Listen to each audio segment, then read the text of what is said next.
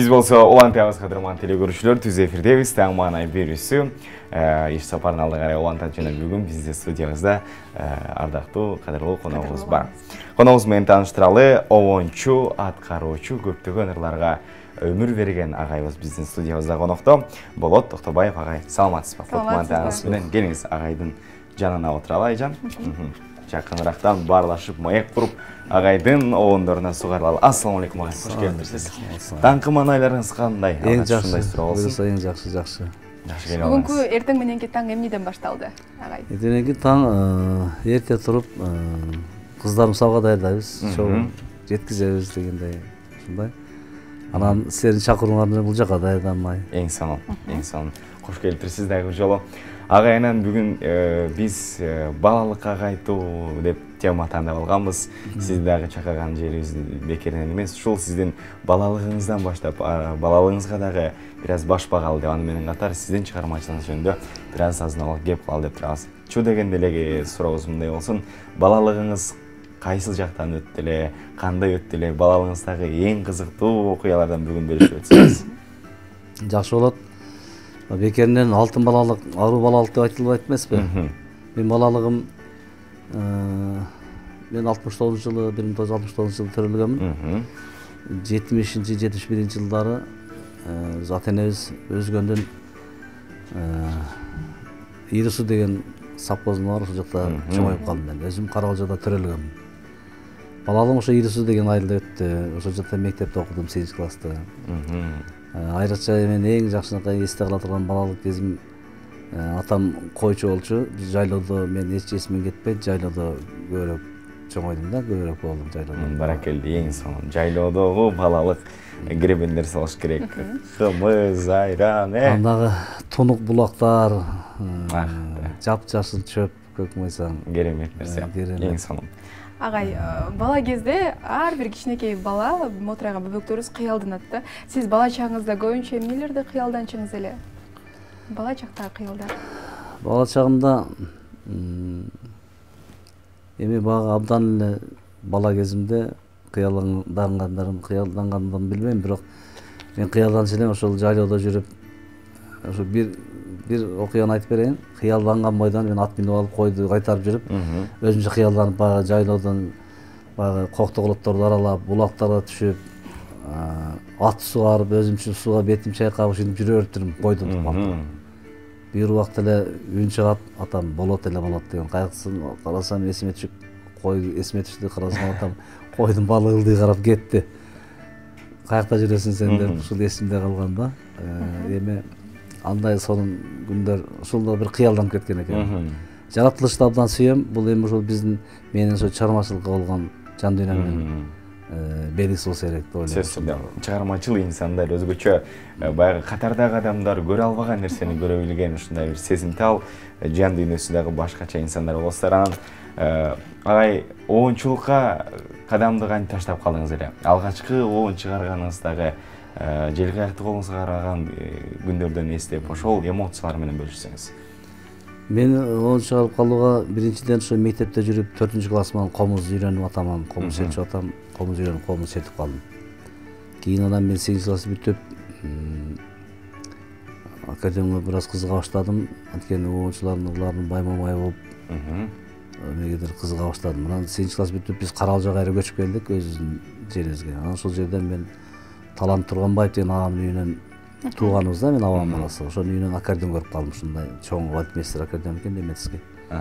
Ошону көрүп эле мен сиздикинде жашап окуйм дедим. Атама уруксат сурасам, макул деди. Туугандарыңа бас үйрөн, кел жаша макул деп, анан атаман уруксат сурасам макул болду, атам да сүйүндү. Анткени биз туугандарыбызга кийин барып калдык. Кыргызда ошондой тууганга көнүш да кыйын.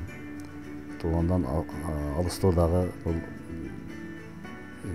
жат көнүш да, кыргыздар үчүн. Ошон атам да сүйүндү, тиги агам да сүйүнүп, ошондо агам кылышап, аккордеонду биринчи жолу кармап, анан ошо мен абдан катуу кызыкканыма байланыштуу мен бат үйрөндүм 9-классымда.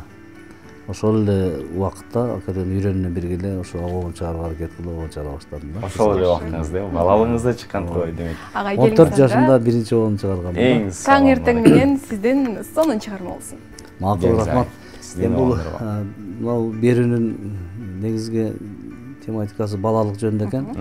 Мен эми мындан бир топ жыл мурун ошол эле алгачкы оон чыгарып жүргөн мезгилдерде бир 3-4 оондон кийинби ошо баягы биздин жакшы чоң зал каргоончубуз бар, Эсенбек Маламбеков деген. Ал киши дагы балама деген ырды үйлөнө элек кезде чыгарган экен.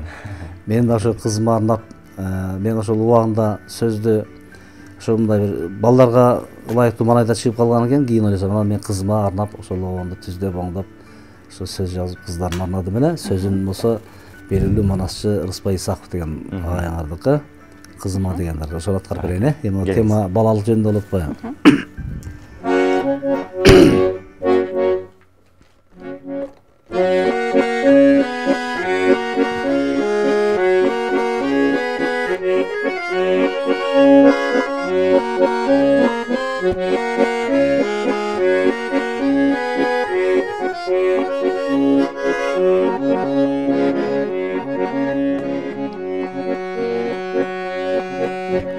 Тоготпой дүйнө жүзүн, шоксуңа жан чырагым, жомоктой дүйнөң үчүн, жокту да бар кыламын.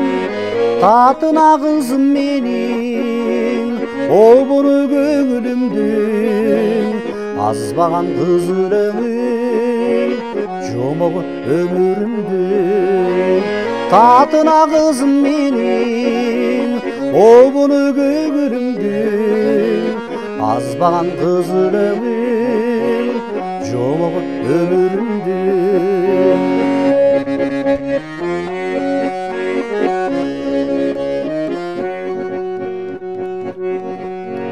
Сезимдин толгон күсүн, өзүңдө жан чырагым, өзүмдүн тунук сүйүм, өзүңдөн турар ычым.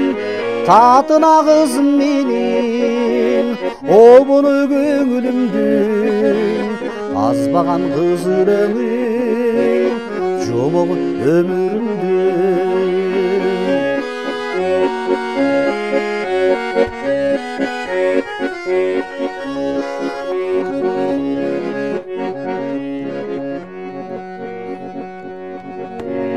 Эрмегим быдылдаган, өрнөгүм сөз мончогум, сен менин көз тумарым, сен менин көз мончогум. Татына кызым менин, обуру көңүлүмдүн, азбаган кыз өлөңүн, жомогу өмүрүмдүн. Татына кызым менин, обуру көңүлүмдүн, азбаган кыз өлөңүн, жомогу өмүрүмдүн. Азбаган кыз өлөңүн, жомогу өмүрүмдүн.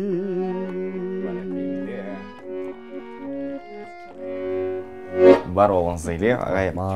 Телекөрүүчүлөрүбүздүн эсине салып, кадырман телекөрүүчүлөр, биз түз эфирдебиз жана студиябыздын коногу белгилүү обончу жана аткаруучу болот Токтобаев агайыбыз bizde конокто. Суроолоруңуздар болсо байланышка чыгыңыздар. 56-56-72 сандары кызматыңыздарда жана ошондой эле билдирүү аркылуу 0772-98-70-07 сандарынан суроо жатсаңыздар болот. Ал эми агай, мынакей калк ичине сиңген бир топ оондоруңуз бар. Атай кетсек, мисалы ошол эле күттүм сени, сагынуу, коштошуу ушул сыяктуу бир тоорларыңыз анан бир топ ырчыларыбыз дагы оондоруңузду аткарып жүрүшөт. Эми ушул көпчүлүк учурда талаш маселе дагы автордун оонун сурабай ырдап калган учурлар болот, ырчылар, аткаруучулар мисалы. Ошол менен катар эле оондорду бузуп ырдап салган дагы учурларды билебиз. Бул учурлар сиздин чыгармачылыгыңызда болдубу? Оондоруңузду сурабай эле ырдап салгандар же болбосо өзгөртүп бир аз өздөрү бир боек берип көргөнгө аракет кылган ырчылар болуп көрдүбү жана ушулардын айтып өтсөңүз. Болду, андай ырчылар болду, сурабай ырдаган болду. Анан телефон менен байланыштык, такташтык. Кээ жерлер бир аз өзгөртүп алган жерлери болот. Эми бул аткарчылардын да өзүндө ички баягы ою бар да, ырга болгон мамилеси, жан дүйнөсү ошол боек кошобуз дешип кошот. Бирок ошо бузбай туруп ошо оонун тышкаркы бир боек кошсо боло берет да. Оону бузганда болбойт. Анткени ар бир нотаны атайын ушу элге чыксын, уумдуу болсун деп жан дүйнө менен жаратат да, ар бир нотаны өзүнүн орду бар. Мисалы, оончулар ар бир оону өзүңүздөр балдарыңыздардай окуп атпайсызбы, аны өзгөртүп алган сөзсүз да. Жакшы, азыркы болсо ырчыларга дагы атайын мисалы үчүн баягы буйртма деп коет эмеспи, ошол сыяктуу ырларды жазып бересиз багай. Мисалы үчүн суранган ырчылар болсо, атайын ошол ырчыларга арнап оон чыгарган ырчыларыңыз болобу же баардык оондоруңузду жан дүйнөңүздүн майда көздүү электеринен өткөрүп, жашап, ушинтип чыгарасызбы? Эми андай сунуштар болуп жүрөт, бирок мен аны чыгара албадым. Аракет кылдым, чыгара албадым. Анан бирок акындар менен иштешип, атайын бир сөздөргө атайын иштешип чыгарып жүрөм. Анткени оюмдагыдай кылып жаздырганга аракет кылып. Агай, акыркы учурларда сиздин ырларыңыздын жаңырганын көп укпай калдык да. Анан неге чыгармачылыктан кичине алыстай түштүңүз? Жаңы ырларды алдыда, жаңы оондорду жаратуу.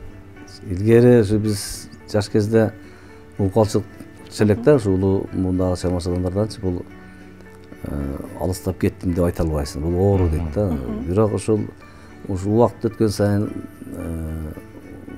турмуш шарт болот экен.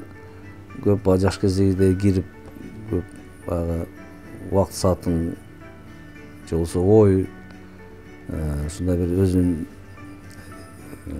өзүнүн багытын кылат экен да.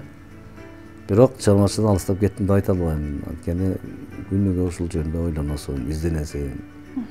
Ушундай. Эми кийинки кишилерди өзүм көп ырдап чыкпай атканым менен мен ырларым ырдап чыгып атышат. Жакшы, билдирүүлөр келип атат мынакей алыскы жерлерден. Болот досум, ыр чыгармачылыгына ийгилик каалайм. Каракылжа районунун Ылай Тала айылынан классташ досум Жеңиш досум апакем деген ырыңды аткарып берчи деп мынакей досторуңуздан бери суранып атышат. Чоң рахмат. Дагы да болсо билдирүүлөрдү күтөлү кадырман теле көрүүчүлөр, келиңиз агай, легендарлуу оондоруңуздардан бирди жаңырталыбы же ушул теле көрүүчүлөр суранып аткан ырды жаңыртасызбы? Эми Жеңиш менин классташыма чоң рахмат айтуу менен бирге бул маанайды чөгөрө турган ырда эне жөнүндө. Анан ошондо мен анын ордуна башка эле ырдап берем. Жакшы, келиңиз. Мен азыр анда ушул кийиним сенин айтууң боюнча анда мен элге белгилүү ырларымды айтып берейин, бирге. Келиңиз.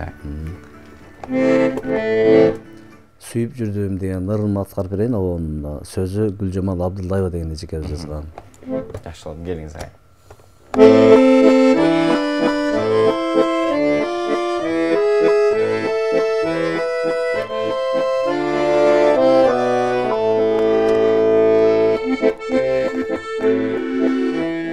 Мен сени ушунчалык сүйүп жүрдүм, азданып сүйүлөрүм, ырдап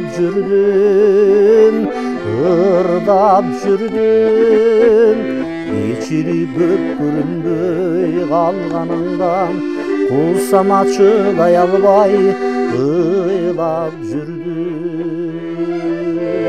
Sen bolso sezimimdi, sen bolso sezimimdi, sen bolso sezimimdi, kordogonsup jaralı yüreğimdi kıynap жүрдүм.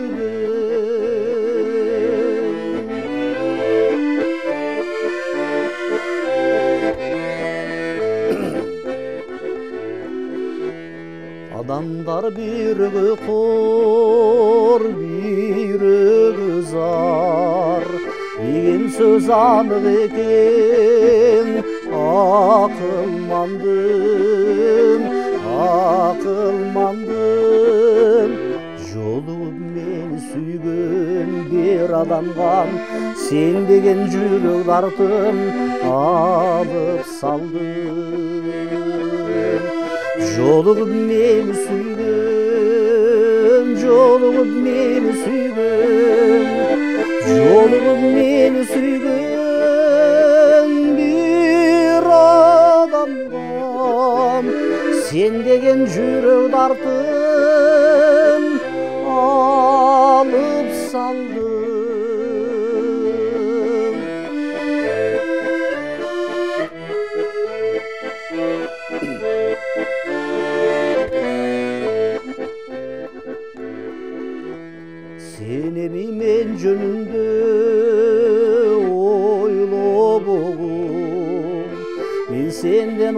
ушунчалык алыстадым алыстадым мен дагы сен жөнүндө ойлобоймун сен менден ушунчалык алыс калдым мен дагы сен жөнүндө мен дагы сен жөнүндө мен дагы сен жөнүндө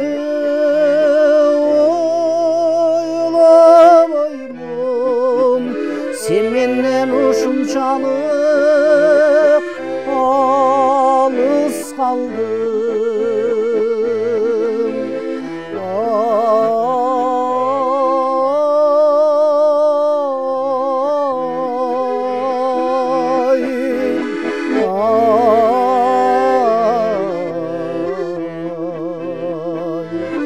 мен дагы сен жөнүндө ойлобоймун сен менден ушунчалык алыс калдым.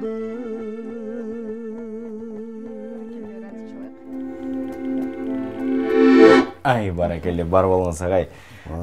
Ушундай сонун чыгармаларды, мисалы үчүн сүйүү темасына аткарып өтпөдүңүз, ушундай бир суроо жаңырсын. Акындар үчүн өз сезимдерин калемдеринен, саптардан жаңыртат экен да. Оончулар болсо ошол ноталарды, ар бир ноталарды өзүнүн сезимдерин берип өтөт экен. Анан мындай суроо жаралат агай. Акындарды байкасак жаштайынан деле ар кандай сүйүү ырлары тим эле түгөнбөй, ушул сиздин муунга, сиздин жашыңызга жеткенге чейин чыга берет экен да. Сиздин дагы чыгармачылыгыңызда оондор сүйүү темасындагы, сүйүү багытындагы оондор азыркыга чейин жаралып келеби?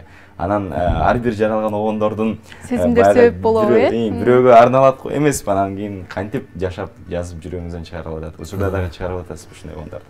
Ошол эле акындар сыяктуу анан жүрөк карыбайт деген сөздөрдүн бар чындыгы бар да. Анан ошол мен бүгүнкү күндө деле сүйүү жөнүндө чыгарып келатам. Чыгара бермекчимин.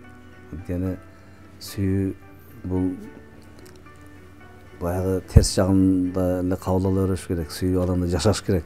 Адам жашап туруш керек да, сөзсүз түрдө, милдеттүү түрдө жашаш керек. Эшпей турган тема. Каалайм барлык адамга затына сүйүүнүчү.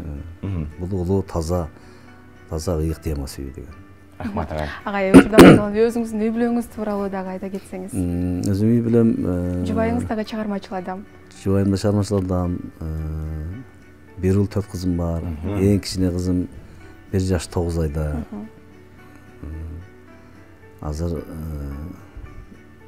андан 2 қызым мектепте. Чоң экөө мектептерде окуу жайын бүтүп иштеп атышат. Баракелде. 3 неберем бар. Эң сонун учур сонундордун сүрүп аткан. Жакында неберелүү болдум жаңы жылда 2 январь күнү. Кут болсун эйле, кут болсун, өмүрү менен берген болсун эйле агай. Дагы жолдор ачык беребиз. Атайын убактыңызды бөлүп, куту студиябызга келип, оондоруңузду жаңыртып, маек куруп бергениңиз үчүн чыгармачылык эргүү агай. Чоң рахмат. Сага чоң рахмат. Кадырман телекөрүүчүлөр, биздин студиябызда конокто белгилүү оончу жана аткаруучу Болот Токтобаев агайыбыз болду.